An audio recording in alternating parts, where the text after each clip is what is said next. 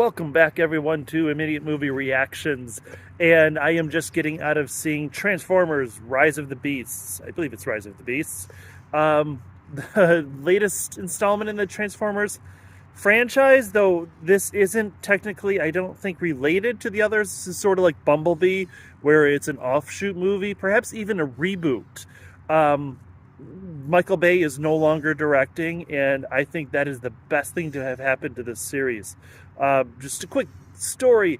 We had gone to see some movie that I can't remember at this point, and my youngest son, who's 13, saw the trailer and was like, I want to see that. And I was a little excited. It looked kind of cool with Optimus Primal and the robot gorilla and stuff. However, every Transformer movie, aside from Bumblebee, has been absolute garbage.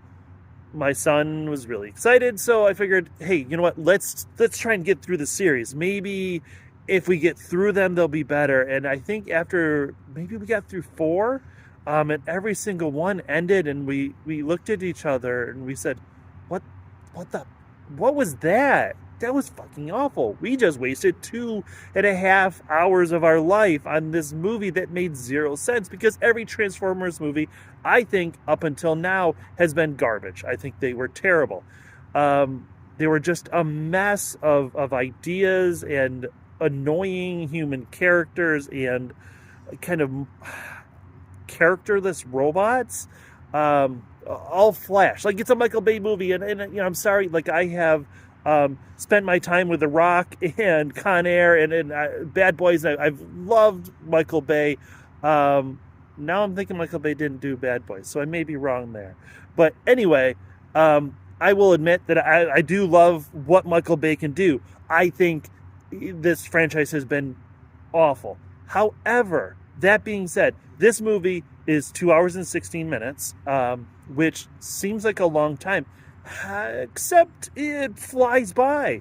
I think this movie is excellently paced. One of my real criticisms of the other movies is that we've got characters who, even though Megan Fox has actually turned out, I think she's a pretty good actress. If you see Jennifer's Body, I think look at her in Jennifer's Body and look at her in New Girl. Don't look at her in the stupid Transformers movies. Just kind of throw all of that out, because this movie doesn't relate to them at all. It's actually set in 1993. The characters are, we've got Hispanic and we've got Black, and right now I am completely blanking on her name, but she is from Amazon Swarm. She's in this and she's fantastic. The main character, he's pretty good. Pete Davidson, who I agree with my wife, he looks like walking hepatitis. I do not like him. I do not like anything that he is in.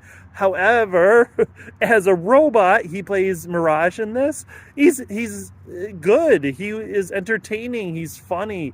And of course, Michelle Yeoh does the voice of Airazor, who's one of the Maximals. Maybe I should go over the plot of this movie, like what's actually happening. But I've got a real soft spot for Michelle Yeoh. I've enjoyed every single movie I've ever seen her in, and I mean, that's a lot of movies. So anyway, this movie, you know, it starts off strange. So it starts off on this sort of mirror Earth, or this other planet where there's these other species. They're not Autobots, they're Maximals, and they can kind of transform for some reason. I don't know why they can transform. The story with the Autobots is that when they came to Earth, then they had to transform to disguise themselves. I'm not quite sure that the Maximals really transform themselves. They kind of take other forms, if that makes sense. It's not quite what I'm trying to say.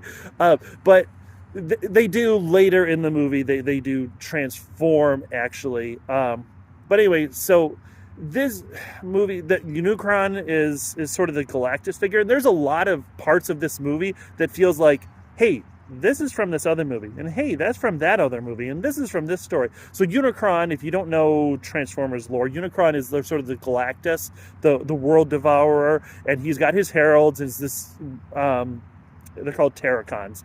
This robot, this Terracon called Scourge, that comes out and he basically kicks everybody's ass. And at the beginning, they're chasing this key. Because even though Scourge and Unicron are already traveling the universe, eating planets, they need a key now to transfer between different universes or galaxies or whatever. None of that doesn't really make sense. That they have limitless power, but they don't have the power to travel from planet to planet. I don't know. That's not really explained. And now that I'm thinking about it, it's kind of annoying me. So I'm moving on.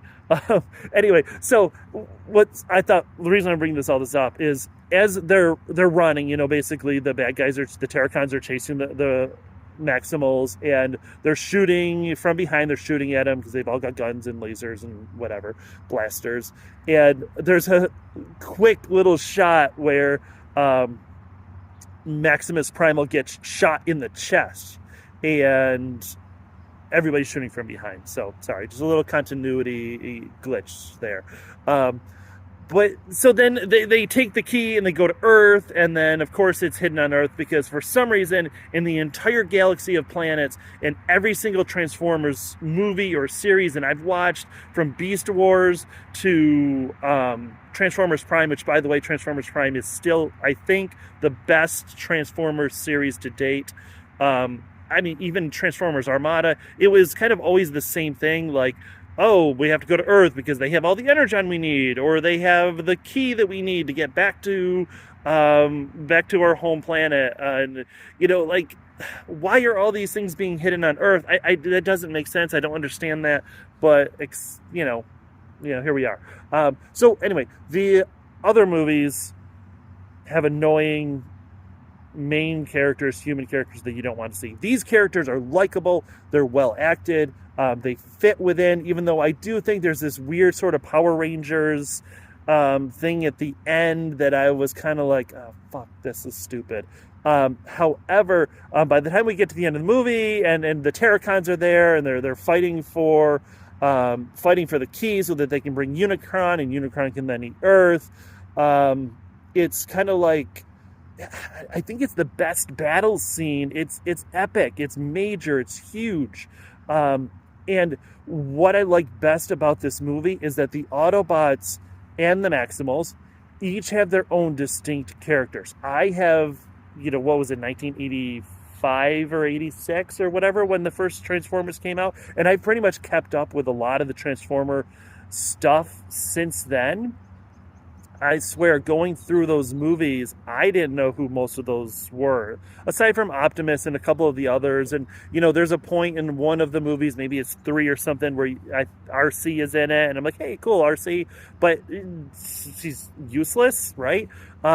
In this movie, each of the Autobots and even the Terracons kind of have their own distinct personalities. You can tell who they are. There's not this big just mash where everything is kind of dark and you can't tell the robots apart.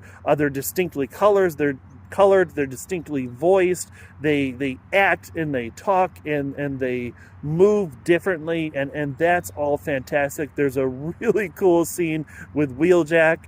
The action in the movie overall is great. The chase scenes. Okay, this movie, by the way, I think since Straight Outta Compton, this may be the most anti-cop movie that we've seen, because there are police officers that are being killed. Just kind of like, that's what they're there for. They're there to be killed. Like it's a Fast X movie or Fast and the Furious movie, right? And nobody seems to care. There's one point where the main character, Noah, I think his name is Noah, he sees a cop car, get flipped over and smashed by a tractor trailer, and is he okay? But no one ever stops to check or see. But anyway, this is about saving the world, right? Actually saving two worlds, because they have to try and save the Autobots world and Earth, and spoiler alert, of course they pulled off. And there's sort of the cinema sin, right? There's this thing at the end as the God again here, it's sort of like Endgame, right? Where the bad guys have come down, and why am I blanking on? Thanos has come down, and he unleashes all of his minions, and the Chitauri are all coming out. It's almost the same exact thing. Unicron comes down, and he unleashes all of his minions, and there's this big battle scene. And of course, right in the middle of it, they stop for this heartfelt soliloquy between Noah and his brother, who is hinted at that he has sickle cell anemia, I believe is what it is. However, they don't explicitly say that. It's just kind of mentioned throughout. The other thing, and I'm just going to end here real quick.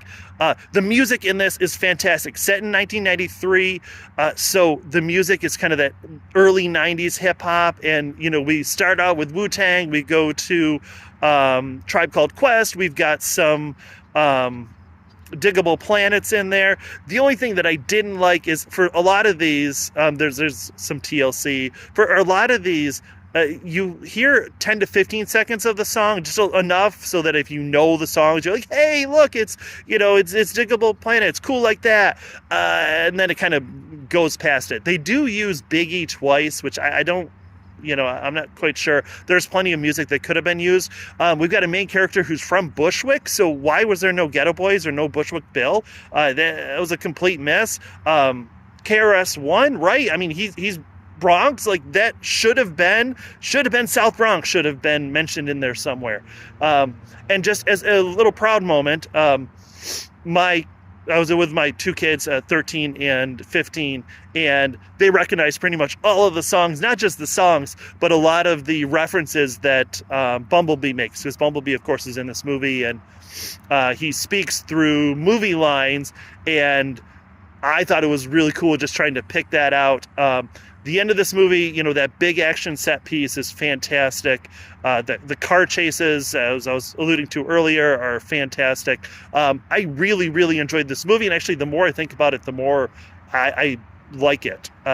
I enjoyed it watching it, and I'm enjoying it more now that I'm talking about it and realizing that I did not hate it. So this is what I want out of a Transformers movie, and I'm hoping that this is going to lead into a reboot of the franchise, so we're going to see some more quality Transformers movies. Here's my hope. So see it, stream it, skip it, see it. I see it. I think see it. This is, if you're into these type of movies, this is a fantastic movie. I think I loved this movie. I haven't said that about a lot of movies lately, but I think I loved this movie. This was a really cool movie. I'm going to see it again actually, I might see it again. I don't know. We'll see. But definitely, when it comes to streaming, check it out. It's cool. If you haven't liked any of the other Transformers movies, but you like the style of movie, still give it a shot. So that's where we are. Enjoyed this movie. Highly recommend it. I appreciate everyone. Thank you. I went much longer than I had anticipated, but as I got talking about it, man, I did. I really enjoyed this movie. So I will see you after the next movie. I think it's Flash is next. I'm going to try and get to, what is that movie with the, not Ghost, Boogeyman or something? I don't know. That looks terrible. So maybe not. But definitely Flash will be coming up here soon. And anyway, thank you. Check out MC Lars. He does the music. He's great. So thank you all. See you after the next movie.